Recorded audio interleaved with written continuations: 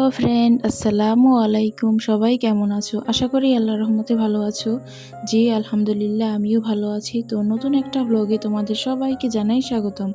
আশা রাখছি আমার আজকের ভিডিওটি তোমাদের খুব ভালো লাগবে। যদি ভালো লেগে থাকে তাহলে বলবো প্লিজ অবশ্যই একটি লাইক দিয়ে যাবে। তো আমার আজকের ব্লগটি শুরু করলাম আমি আমার বাবার বাসা থেকে। তো এই যে রাতে এখানে ডিনারের প্রস্তুতি চলতেছে, তো ভাবলাম যে আজকে একটু পরোটা বানাই আর সেই সাথে একটু গরুর মাংস। তো এরপরে এই যে আমার আম্মু এখানে পরোটাগুলো বানিয়ে দিল আর সেই সাথে এই যে গরুর মাংসটাও রান্না করে নিল। আর অনেক দিনই হলো যে একটু পরোটা খেতে ইচ্ছে করে, কিন্তু আসলে আমি পরোটা বানাতে আমার কাছে একটু ঝামেলা মনে হয়, জন্য আমি বাসায় বানাই না। ওই জন্য এই যে মার কাছে এসে আবদার করলাম, মা তো এইভাবে যে বানিয়ে খাওয়ালো।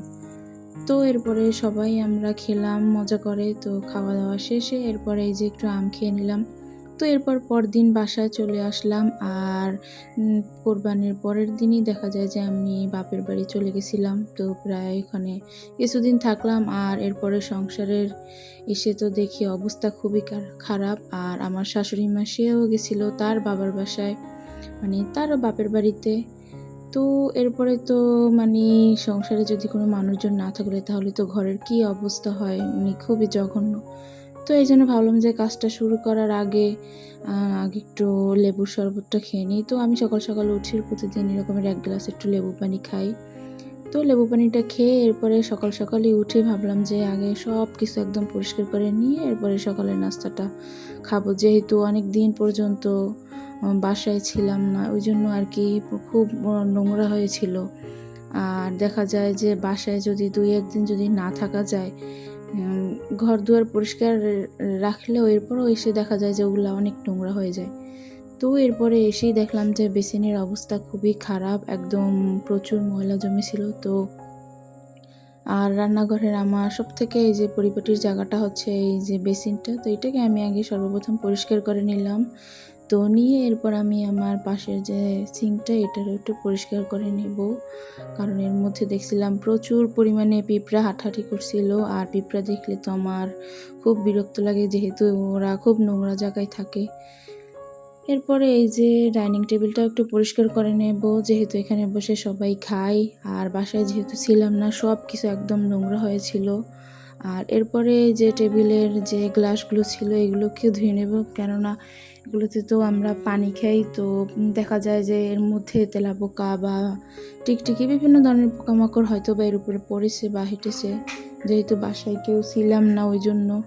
তাই সব কিছু খাওয়ার আগে একটু ভালো মতো পরিষ্কার করে নিচ্ছিলাম। তো গ্লাসগুলো একটু ভালো মতো পরিষ্কার করে নেব। আর এই গ্লাসগুলো হচ্ছে গিয়া আমাদের সবার, মানে আমরা হচ্ছে গিয়া যে যার গ্লাসে আর কি পানি খাই, কেউই কারো গ্লাসে পানি খাই না। তো এরপরে এই যে গ্লাসগুলো পরিষ্কার করে নেব।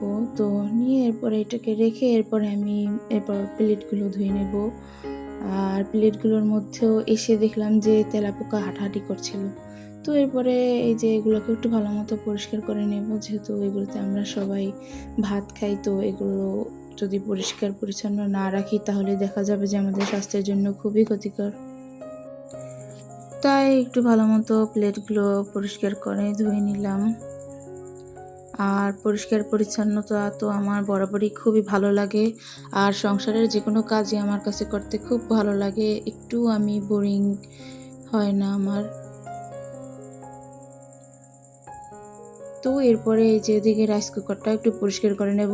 আর রাইস কুকারে যেহেতু সবসময় ভাত রান্না করি, মাঝে মধ্যে দেখা যায় যে ভাতের ফ্যানটা একদম পড়ে যায়। তখন দেখা যায় যে কাছে থাকি না, ওই সময় যে ভাতের মারটা পড়ে যায়, পড়ে একদম রাইস কুকারের ভিতরে চলে যায়। তো এরপরে দেখলাম যে ওটাও পরিষ্কার করা হয় না, তাই ভাবলাম যে ওটাকেও পরিষ্কার করে নিই। আর এদিকে আমার ইন্ডাকশন, ওইটাকেও একটু পরিষ্কার করে নিলাম।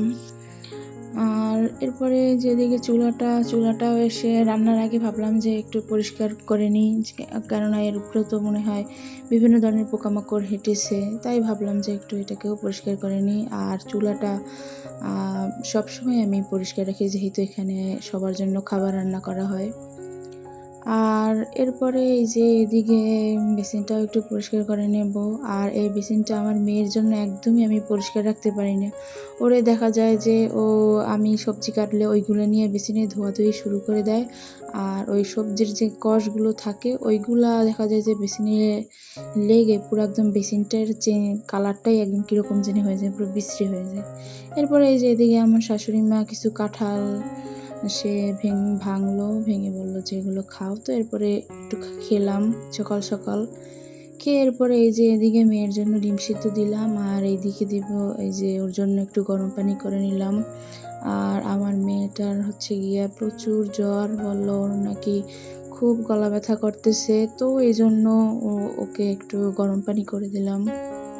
আর ও নিজ থেকেই বলল যে আমাকে একটু গরম পানি করে দাও।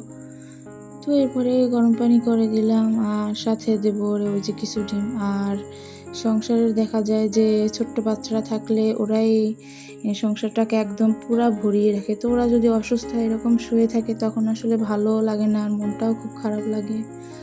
তো এরপরে যে আজকে তো প্রচুর কাজ করব, তো এই জন্য ভাবলাম যে শর্টকাটে কিছু রান্না করি, আর রাতে ভালো মন্দ কিছুটা রান্না করবো আনে। তো ওই যে এখানে আমি ফ্রিজে দেখলাম যে কিছু কাঁঠালের বিচি ছিল, তো ভাবলাম যে এগুলোকে ফেলে না দিয়ে একটু ভর্তা বানিয়ে নিই। আর ভর্তা খেতে আমাদের পরিবারের সবাই পছন্দ করে। তো প্রথমে আমি যে চিংড়ি মাছ ভেজে নিলাম, এরপরে শুকনো মরিচগুলো, আর এরপরে এই যে পেঁয়াজ আর কাঁঠালের বিচিটা আমি চিংড়ি মাছ দিয়ে ভর্তা করব। আর এভাবে খেতে আমার খুব ভালো লাগে আর কি। তো সব কিছু ভাজা শেষ, আর এখানে আমি দুটো ডিমও ভেজে নিলাম। শুধু ভর্তা খেলে তো আর দেখা যায় যে তৃপ্তি হবে না, এই জন্য একটু ডিমও ভাজি করে নিলাম। আর এই তো আমার কাঁঠালের বিচিগুলো আমি প্রেশার কুকারে দিয়ে সিদ্ধ করেছিলাম, মানে প্রেশার কুকারে দিতেই দেখলাম যে অনেক টাইম আসলে হয়ে গেছিলো, একদম পুরো ভর্তা ভর্তা হয়ে গেছে। তো এরপরে আমি এই যে এদিকে প্রথমে চিংড়ি মাছটাকে একটু বেটে নেব, বেটে নিয়ে এরপরে আমি শুকনো মরিচগুলো বেটে নেব, বেটে নিয়ে এরপরে এই যে এদিকে পেঁয়াজগুলো বেটে নেব, মানে সব কিছু আমি খুব সুন্দর মতো বেটে নেব পাটায় পিষে একদম। আর আলহামদুলিল্লাহ ভর্তাটা খেতে খুব মজা হয়েছিল। আর আজকে যেহেতু অনেক কাজ করেছি, ক্যামেরার বাইরেও অনেকগুলো কাজ করে নিয়েছি, সব কিছুই তো আর ভিডিওতে দেখানো সম্ভব হয় না। তো যেটুকু পারছি ততটুকুই দেখাইছি। তো এরপরে ভর্তাটার মধ্যে আমি একটু সরিষার তেল দিয়ে দেব। সরিষার তেলটা দিলে তখন দেখা যায় যে খুব সুন্দর একটা ফ্লেভার আসে। আর এরপরে আমি ভর্তাগুলো একটু গোল গোল শেপ করে নেব, যেন একটু দেখতেও ভালো লাগে। আর এই তো এদিকে আমার ভর্তা বানানো শেষ। এরপরে আমি পাটাটাও খুব সুন্দর করে পরিষ্কার রাখবো। আর পরিষ্কার পরিচ্ছন্ন আমার ভীষণ ভালো লাগে। আর নিজের হাতে গোছানো একটা সংসারে যদি বসে থাকি তখন দেখতেও ভালো লাগে, আর সংসারটাও আর কি করতেও খুব ভালো লাগে। তো এরপরে এই যে দেখলাম যে বেসিনটা পুরো আমার একদম নোংরা হয়ে গেছে, তো এরপরে আমি জাদু করে একদম খুব সুন্দর করে বেসিনটা পরিষ্কার করে নিলাম। আর এরপরে এই যে দুপুরের খাবার, তো সবাই দুপুরের খাবারটা খেয়ে নিলাম। খেয়ে নিয়ে এরপরে এই যে সন্ধ্যার দিকে একটু লাল চা করলাম, দেখলাম যে প্রচুর মাথা ধরছে, তো ভাবলাম যে একটু রং চা করি। তো আমার রং চা খাওয়া দেখে যে আমার মেয়ে বলল যে সেও নাকি খাবে, তো এরপরে এই যে এখানে 2 কাপ করলাম। আর আমার শাশুড়ি মা সে আগেই খেয়েছে। তো এরপরে এই যে এদিকে আমার মেয়েটার তো প্রচুর জ্বর, ওর মুখ-টুখ দেখে আমার একদমই খুবই খারাপ লাগছিল। আর এভাবে যদি সংসারের মানে কোনো বাচ্চা যদি অসুস্থ থাকে তখন দেখা যায় যে মা-বাবার মনও খুবই খারাপ থাকে। তো এরপরে এই যে আমি রাতের ডিনারের জন্য যেদিকে প্রিপারেশন নিচ্ছিলাম, তো ভাবলাম যে আজকে একটু কলিজা ভুনা করি। কোরবানির পর থেকে যে কলিজা ভুনা খাওয়া হয়নি।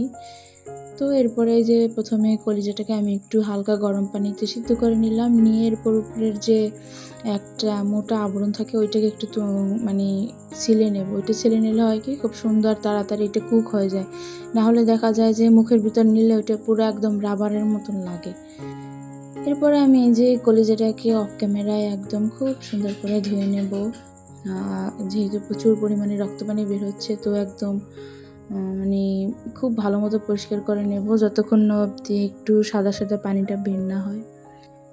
তো এরপরে আমার এই যেদিকে পরিষ্কার করা শেষ, আমি পানিটা ঝরিয়ে নিয়ে এরপর এটাকে রান্না করে নেব। তো এরপর এখানে আমি এই যে সব রকমের মশলাপাতি দিয়ে যে পেঁয়াজ, রসুন বাটা, আদা বাটা, এরপরে এখানে দিয়ে দেব হলুদের গুঁড়া, সাথে দিয়ে দেব মরিচের গুঁড়া, ধনিয়ার গুঁড়া, জিরার গুঁড়া, লবণ আর সাথে কিছু আস্ত গরম মশলা, এগুলো দিয়ে এরপরে একদম ভালো মতো এটাকে মেখে নিয়ে এরপরে আর কি রান্না করে নেব। আর পরিবারের সবার জন্য আমার এরকমের নিজের হাতে কিছু করতে অনেক ভালো লাগে। আর রান্না করতে আমার বরাবরই ভীষণ ভালো লাগে। তো সবার জন্যই আর কি ভালোবেসে রান্নাটা করি। তো কোনো ধরনের বিরক্তি ফিল হয় না। তো আমার আজকের ভিডিওটি এ পর্যন্তই। যদি ভালো লেগে থাকে তাহলে বলবো প্লিজ অবশ্যই আমার চ্যানেলটা সাবস্ক্রাইব করে দেবে। যদি কোনো ভুল ত্রুটি হয়ে থাকে অবশ্যই ক্ষমার দৃষ্টিতে দেখবে, যেহেতু আমি একজন নতুন ইউটিউবের সদস্য। তো অবশ্যই সবাই প্লিজ ভুলটা আমার সংশোধন করিয়ে দেবে। তো আজকে এ পর্যন্তই। আল্লাহ হাফেজ।